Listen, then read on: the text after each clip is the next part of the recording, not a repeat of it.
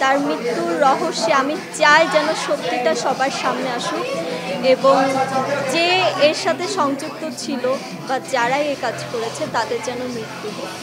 একটা জিনিস আমরা যতটুকু জানি যে এটার সামিরা আছে, সালমান শাহ হত্যার সাথে সামিরা আছে, আজিজ মোহাম্মদ ভাই আছে, ডন আছে, সেই বিষয়টা নিয়ে আপনি কি বলবেন? আমি বলবো তারা যদি অন্যায় করে থাকে, তার মৃত্যুর সাথে যদি তারা সত্যি জড়িত থাকে, তাহলে আসলে একজন বিচারক হিসেবে যদি বলেন যে আমি কি বলবো, আমি বলবো যে তাদের মৃত্যুদণ্ড দেওয়া। দেখুন, সত্য কোনোদিন চাপা থাকে না, সত্য একদিন না একদিন কিন্তু সবার সামনে চলে আসবে এবং আমাদের সালমান শাহ স্যার আসলে ওনার এভাবে মৃত্যুটা আমরা কেউ আসলে মেনে নিতে পারিনি। তখন তো আমি একদমই ছোট, আমার জন্ম হয়নি। যখন মানে জন্মের পরেই আসলে শুনেছি ব্যাপারটা এরকম, কিন্তু আমার কাছে মনে হয় সে আজ বেঁচে থাকলে আমাদের ফিল্ম ইন্ডাস্ট্রি অনেক দূরে গিয়ে যেত। কিন্তু তার মৃত্যুর রহস্যে আমি চাই যেন সত্যিটা সবার সামনে আসুক এবং যে এর সাথে সংযুক্ত ছিল বা যারাই এই কাজ করেছে তাদের যেন মৃত্যু হোক। একটা জিনিস আমরা যতটুকু জানি যে এটার সামিরা আছে, সালমান শাহ হত্যার সাথে সামিরা আছে, আজিজ মোহাম্মদ ভাই আছে, ডন আছে, সেই বিষয়টা নিয়ে আপনি কি বলবেন? আমি বলবো তারা যদি অন্যায় করে থাকে, তার মৃত্যুর সাথে যদি তারা সত্যি জড়িত থাকে, তাহলে আসলে একজন বিচারক হিসেবে যদি বলেন যে আমি কি বলবো, আমি বলবো যে তাদের মৃত্যুদণ্ড দেওয়া। আর একজন জামিন নিতে গিয়েছিল সামিরা না যেয়ে ওনার হাজবেন্ডকে পাঠিয়েছিল আদালতে, কিন্তু জামিন মঞ্জুর করে নাই, সে বিষয়ে কি বলবেন? আমি তো আসলে লয়ার না, আমি এত কিছু মানে আপনি জনগণ হিসেবে কি?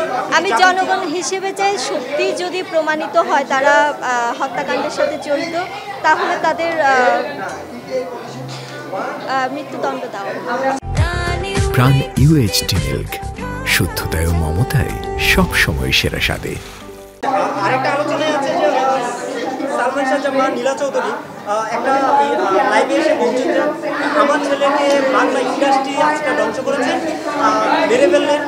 অবশেষে শাকিব খানের পিছনেও লোক লেগেছে, একটা পক্ষ ঘুরছে শাকিব খানকে ধ্বংস করে দেওয়ার জন্য, শাকিব খানকে পারবেন সে বিষয়টা আপনাকে চাইলে কি বলবেন?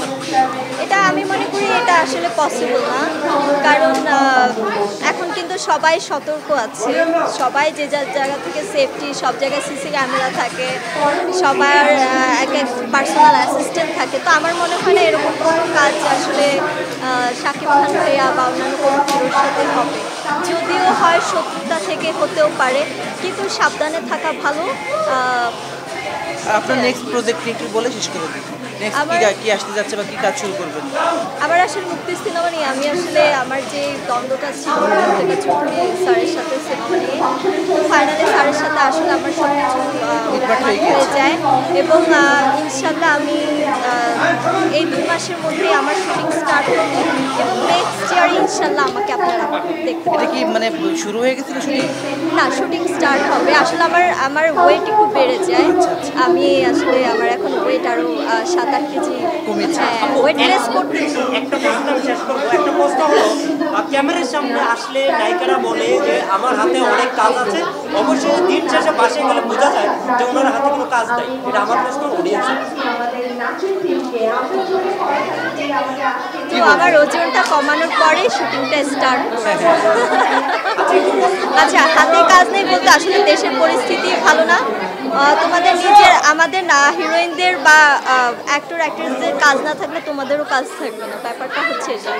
তো আসলে দেশের পরিস্থিতি ভালো না, কারণ দেশ এখন পুরাই এলোমেলো।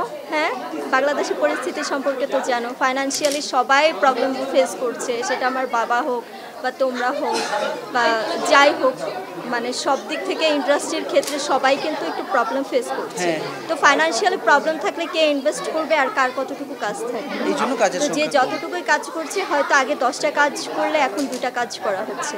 তো আসলে এই যদি, কারণ এই সময়টা কেটে যাবে, খারাপ সময় সবসময় থাকে না, ভালো দিন অবভিয়াসলি আসে এবং সেই সময়ের অপেক্ষায় ছিলাম, আছি, থাকবো এবং ভালো সময়ে আপনাদের সবার সামনে চলে